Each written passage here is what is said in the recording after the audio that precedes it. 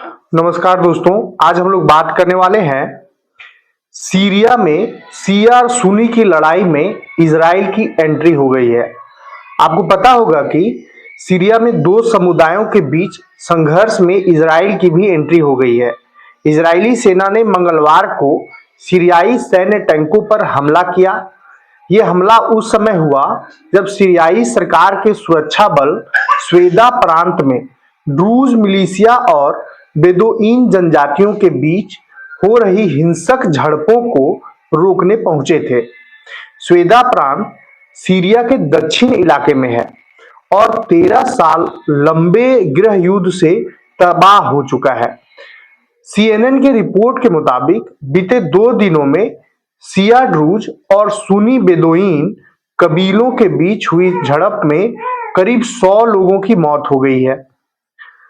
Report के मुताबिक सीरियाई सैनिकों पर बेदोइन समुदाय की मदद करने के आरोप लगे हैं। इस पर इजराइल ने नाराजगी जताई और कहा कि सीरियाई सरकार ड्रूज समुदाय पर हमला करने के लिए अपने सैनिकों और हथियारों का इस्तेमाल कर रही है। इसलिए इजराइल ने सुवेदा के आसपास के इलाकों में सीरियाई सरकारी बलों पर बमबारी की है। इजरायली प्रधानमंत्री बेंजामिन नेतन्याहू ने बताया कि इस कार्रवाई का मकसद ड्रूज समुदाय की रक्षा करना है, क्योंकि इजराइल और इजरायली कब्जे वाले गोलान हाइट्स में ड्रूज लोगों से उनके गहरे रिश्ते हैं।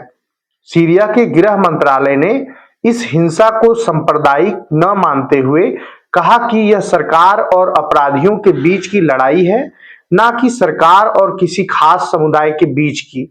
मंत्रालय ने माना कि स्वेदा में अराजकता को रोकने में सरकार नाकाम रही है। ड्रूज समुदाय, जो शिया इस्लाम की एक शाखा है, सीरिया, लेबनान और इजराइल में फैला हुआ है। स्वेदा शहर ड्रूज बहुल है और ड्रूज मिलिशिया के नियंत्रण में रह रहा है। उन्होंने लंबे समय तक सीरियाई सेना के साथ जुड़ने से इनकार किया था।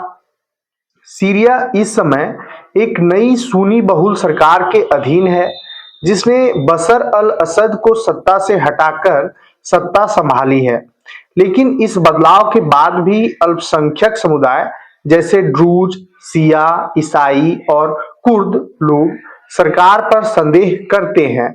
इस साल मई में इजरायली सेना ने दमिश्क में राष्ट्रपति भवन के पास एक हमला किया था, जिसे अंतरिम राष्ट्रपति अहमद अल शरा के लिए चेतावनी माना गया था। हालांकि नए राष्ट्रपति ने कहा है कि वे सीरिया के पुनर्निर्माण पर ध्यान देना चाहते हैं और इजराइल के साथ किसी संघर्ष में रुचि नहीं रखते हैं।